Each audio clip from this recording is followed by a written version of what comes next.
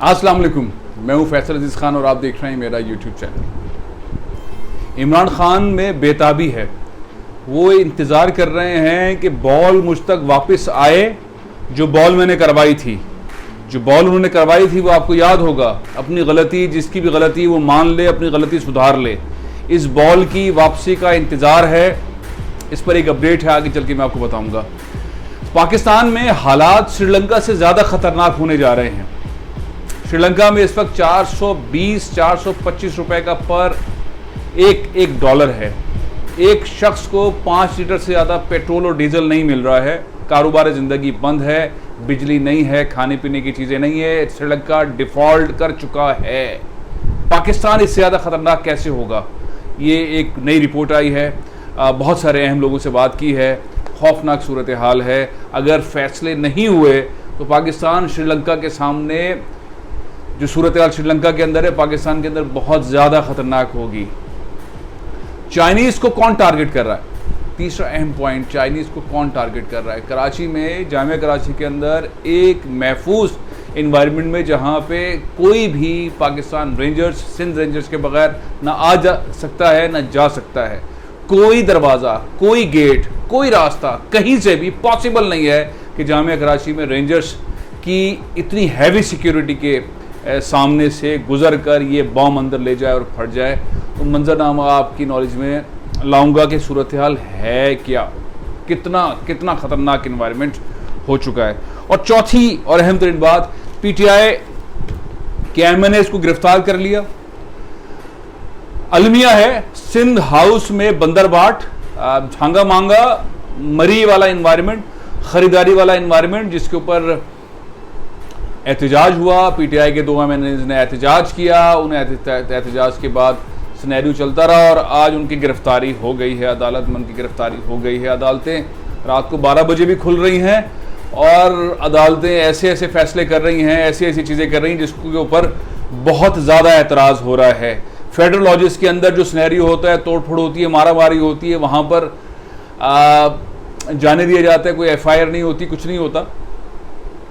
लेकिन सिंध हाउस के अंदर अगर कुछ होता है, एहतजाज होता है और अवामी पॉलिटिकल एहतजाज होता है, तो मंजरनामा गिरफ्तारियों तक आता है। और वो भी एमएनएस की गिरफ्तारी होती है। एमएनएस की गिरफ्तारी होती है। 2 पीटीआई के एमएनएस जिन्होंने इस्तीफे दे दिए, लेकिन उनके इस्तीफे मंजूर नहीं हुए, लिहाजा वो अभी भी एमएनए हैं।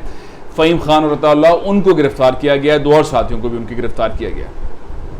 घूम कर पहले आता हूँ, सबकी नजरें इस इंतजार में है और बेताबी इमरान खान साहब के पास से झलक रही है। जो आज उन्होंने टेलर दिखाया है, टेलर यह था कि पाकिस्तान के एक शहर में जहां भी इलेक्शन कमीशन का ऑफिस है, वहां एक भरपूर एहतजाज हुआ है। पाकिस्तान की तारीख में कभी इस सतह का एहतजाज नहीं हुआ।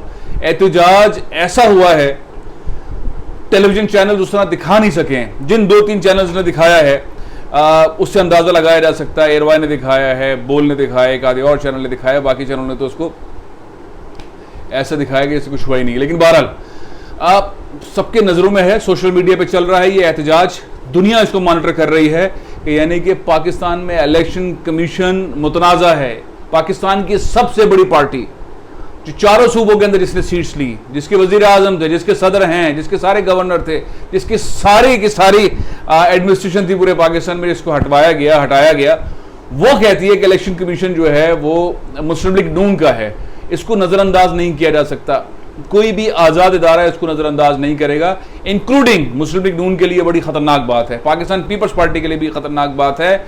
बिलावल भुट्टो ज़रदारी इसको बार बार न्यूट्रल करने की कोशिश कर रहे हैं, लेकिन जिस जोर से, जिस आबोताब से इमरान खान साहब ने यह एहतजाज की कॉल दी और उनके कारकुनों ने जिस सतह का एहतजाज किया है, डर लग गया है सबको कि अगर पाकिस्तान में इस तरह से इलेक्शन कमीशन के ऊपर एहतजाज हुआ, election commissioner, chief election commissioner के ऊपर एहतजाज हुआ कि वो मुस्लिम लीग के कारकुन हैं, ये इल्ज़ाम बड़ा वाज़ है, बहुत इसमें ढूंढना कुछ नहीं है। ये सीधी सीधी टैगलाइन है कि चीफ इलेक्शन कमिश्नर मुस्लिम लीग नून के कारकुन हैं। ये पंच लाइन ली है, हेडलाइन ली है पीटीआई ने, इमरान खान ने। और इसके ऊपर जितना दंगा फसाद हो गया है, उसके बाद तो असूलन तो उन्हें इस्तीफा दे देना चाहिए।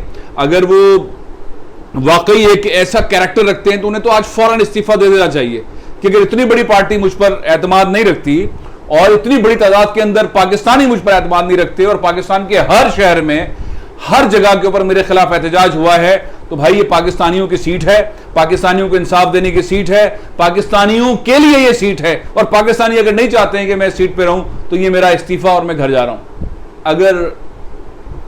अगर मैं सारी बातें अगर की बुनियाद पे कह रहा हूं, लेकिन दुनिया में अगर कहीं पर इलेक्शन कमीशन के बाहर इस तरह से एहतजाज हो जाए तो इलेक्शन कमीशन इस्तीफा देकर निकल जाए, क्योंकि आपका इंटरेस्ट तो कोई है नहीं, आपके कोई लालच तो है नहीं, आप तो न्यूट्रल इदारा हैं, आप तो ट्रांसपेरेंसी वाला इदारा हैं, आपने तो कोई किसी के साथ देना नहीं है, आपने तो किसी के लिए बेईमानी करनी नहीं है, आप तो एक आपके ऊपर जो है दाग नहीं लग रहा बल्कि आपके ऊपर कालक फेंक दी गई है, तो आप कालक लेके क्यों चलेंगे? आप बोलेंगे भाई मेरा काय का ताल्लुक, मेरा कोई ताल्लुक नहीं, मैं मुस्लिम लीग नून का नहीं हूं, मैं पाकिस्तान पीपल्स पार्टी के ज़ेरे उस प्रेशर में नहीं हूं, मैं मौलाना फजलुर रहमान साहब के साथ। ये बेसिकली इमरान खान ने सबको फंसा दिया है, इस कॉल देकर सबको फंसा दिया है। अब तो और पार्टीज को भी मुतालबा करना चाहिए कि अगर पाकिस्तान की सबसे बड़ी पार्टी ने कह दिया है और लाखों की तादाद के अंदर पूरे पाकिस्तान के अंदर ये हुए और ट्रेंड बन गया है और ट्विटर के ऊपर ये बात हो रही है, तो तमाम सूरत हाल के बाद इस चीफ इलेक्शन कमिश्नर को रखना चाहिए या नहीं? तो ये आज टेलर दिखा दिया इमरान खान साहब ने। दूसरा, इमरान खान साहब ने जो बॉल कराई थी उस बॉल का इंतजार है कि भाई गलती होगा, ये ठीक है। लाहौर के जलसे में उन्होंने बॉल कराई थी, वो लाहौर के जलसे की बॉल के ऊपर शॉट अभी खेलना बाकी है, प्रेशर बिल्डअप हो रहा है, बड़ा खतरनाक प्रेशर बिल्डअप हो रहा है, बहुत खतरनाक प्रेशर बिल्डअप हो रहा है। मैं वो अल्फाज वो बयान नहीं कर पा रहा, नहीं कर पाऊंगा जो मुझ तक पहुंच रही हैं कि बहुत सारे एक्स सर्विसमैन उनका नुक्ता नजर बहुत खुलकर सामने आया और टीवी चैनल्स के ऊपर बोल रहे हैं, हर तरह से बोल रहे हैं कि ये चीज गलत हुई है। मुल्क को लूटने वाले जिनके खिलाफ केसेस थे, जो जमानतों पे थे, जो जेलों के अंदर थे, वो इख्तिदार में आ गए। और किस बुनियाद पे आ गए, किस जिद्दतजहदी में, कौन से एटीट्यूड की हैंडलिंग के ऊपर, किस मामला के अंदर आ गए। सौदा बहुत बड़ा खतरनाक हो गया है, चीजें बहुत ज्यादा खतरनाक है। और इस वक्त जो पारा है इमरान खान का, वो यूं, बाकी सब लोग यूं नजर आ रहे हैं। 2 वोट के ऊपर यह हुकूमत है।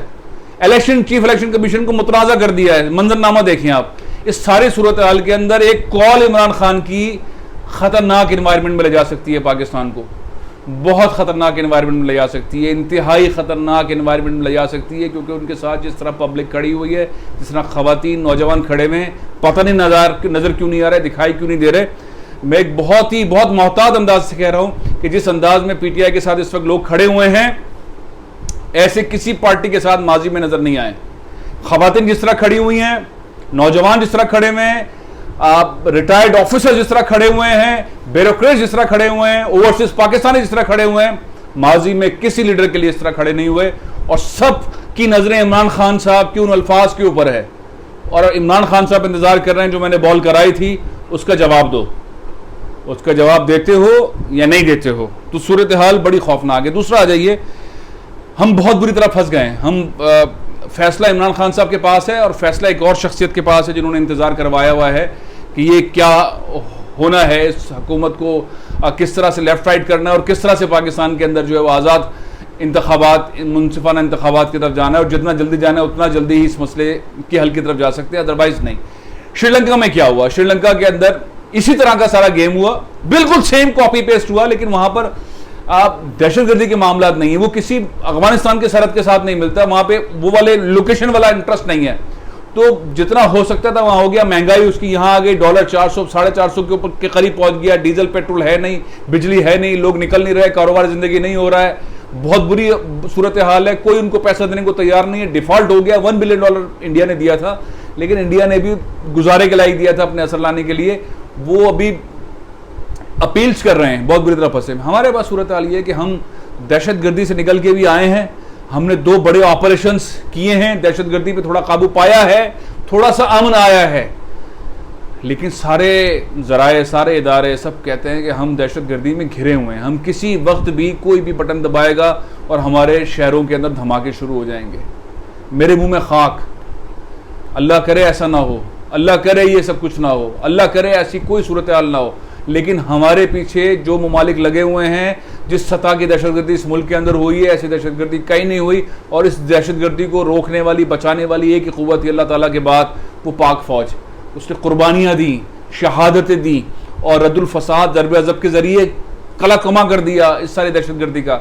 लेकिन जो आज कराची में वाक़या हुआ है, ये वो जगह, ये सड़क पर नहीं हुआ, ये किसी गली में नहीं हुआ, ये आते जाते किसी रास्ते बाजार में नहीं हुआ, ये कराची की सबसे बड़ी, पाकिस्तान की सबसे बड़ी यूनिवर्सिटी जामिया कराची में हुआ है, कराची यूनिवर्सिटी में हुआ है।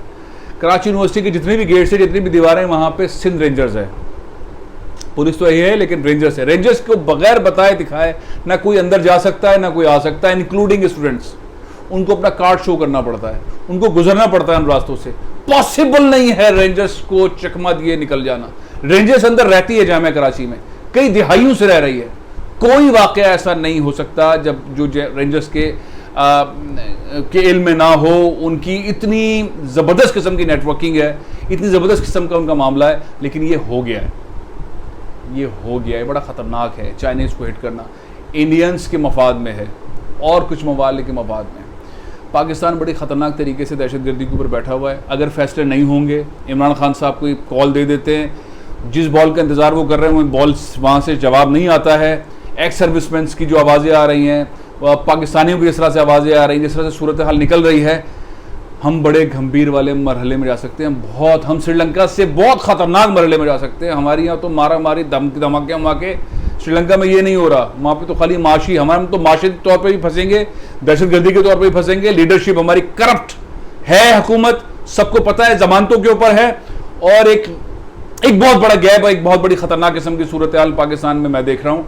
इसको काबू पाने के लिए वो जो बॉल कराई गई है उसके ऊपर जवाब बहुत ज़रूरी है, बहुत ज़रूरी है, बहुत ज़रूरी। मुझे ख्याल है कि इंशाल्लाह इसके ऊपर अच्छा फैसला आएगा। और आखिर में एक छोटी सी बात करता हूँ, 27वीं शब को जो पाकिस्तान में दुआ होने वाली है, जो दुआ होगी, जो दुआ की अपील की हुई इमरान खान साहब ने, वो दुआ शायद पाकिस्तान की हिस्ट्री में इस तरह की दुआएं ना हुई हों। बहुत दुआएं करवाई हैं, बारिश नहीं हुई, दहशतगर्दी के खात्मे के लिए बहुत सारी दुआएं हुई, लेकिन ये वाली जो दुआ हो रही है, ये 27वीं शब को पाकिस्तान बना था। अब 27वीं शब को पाकिस्तान को बनाने के लिए दुआ हो रही है। हर पाकिस्तानी जिसने अगर ये सुन ली दुआ, जो 27वीं शब की दुआ सुनेगा, उसके अंदर पाकिस्तान की मोहब्बत, पाकिस्तान से अक़ीदत, इस्लाम से अक़ीदत, इस सारी सूरत में उसके अंदर एक मिसाइल उसके यहाँ लग जाएगा। और ये नैरेटिव जो बिल्ड होने जा रहा है, उसके सामने शायद कोई भी थम ना पाए, ना अदालतें कुछ कर पाएंगी, ना कोई इदारा कर पाएगा। इसलिए मैं कह रहा हूँ बहुत कम वक्त है जिसने फैसला करना है। इमरान खान की बॉडी लैंग्वेज को देखें, उनके अंदाज को देखें, कोई नहीं। दुनिया में अब उनके हक में लोग बोलना शुरू हो गए हैं। ट्विटर के ऊपर वर्ल्ड रिकॉर्ड हो गया है, इम्पोर्टेंट गवर्नमेंट ना मंजूर, इम्पोर्टेंट गवर्नमेंट ना मंजूर। तो अब ये गवर्नमेंट ना मंजूर का दुनिया का वर्ल्ड रिकॉर्ड बना दिया है। अब जिस तरह की सूरत हाल बन रही है, इस सारी सूरत हाल के अंदर जो उन्होंने पहला स्पेस किया था, उसके बाद ये ट्रेंड जो चल रहा है, समझ जाना चाहिए कि क्या गलती हो रही, समझ जाना चाहिए क्या गलती हो रही, समझ जाना चाहिए क्या गलती हो रही है। जितनी मकबूलियत में इजाफा हो रहा है, वो दूसरी साइड पर बहुत गलतियां हो रही हैं। ऐसी ऐसी गलतियां कर रही है ये हुकूमत, और बिल्कुल सीक्वेंसिंग नहीं है, कोई नेशनल पॉलिसी नहीं है। अल्लाह खैर करे, अल्लाह खैर करे। पाकिस्तान बड़े ख़तरनाक मोड में वक्त के साथ साथ आगे बढ़ रहा है, बड़े ख़तरनाक मोड में बढ़ रहा है। लोग गिरफ्तारियों के लिए तैयार हैं, लोग सड़कों में निकलने के लिए तैयार हैं, बच्चे सड़कों पर निकलने के लिए तैयार हैं। लड़के बच्चे बच्चियों की मीटिंगें जिस सतह पर हो रही हैं, मैं हैरान हूँ। अगर जिनके पास बॉल है उन तक ये इन्फॉर्मेशन नहीं पहुँच रही तो मैं क्या कर सकता हूँ। लेकिन बहरहाल सूरत हाल ठीक नहीं है, सूरत हाल ठीक नहीं है, सूरत हाल ठीक नहीं है। अल्लाह ताला पाकिस्तान की हिफाजत करे, अल्लाह ताला सबकी हिफाजत करे। मुस्लिम लीग नून की लीडरशिप, मुस्लिम लीग के साथ साथ पीपल्स पार्टी की लीडरशिप, इनके पास भी इशारे आ रहे हैं। ये भी नाराज़ हैं और ये भी फंसे हुए हैं कि हम किस मुसीबत में फंस रहे हैं, हम आए किस लिए थे और हो क्या रहा है। मैं अपने लिए वीलॉग के अंदर इन दोनों पार्टीज़ के अंदर जो डिस्कशंस चल रही हैं उस पर बात करूंगा, लेकिन आप इस पर ज़रूर कमेंट कीजिएगा। हम कैसे निकलेंगे, उस बॉल का जवाब क्या आएगा जो इमरान खान ने कराई थी कि गलती मान लें, सही फ़ैसला कर लें, इंतखाबात करा दें, जो गलती हो गई है कोई बात नहीं, उसको दुरुस्त कर लें, उसको सुधार लें। ये इस बॉल का जवाब आपके ख्याल में कितने वक्त में आएगा? ये इमरान खान नई बॉल करा देंगे? कमेंट कीजिए और मुझे इजाज़त दीजिए। इंशाअल्लाह कल फिर हाजिर होऊंगा। पाकिस्तान जिंदाबाद।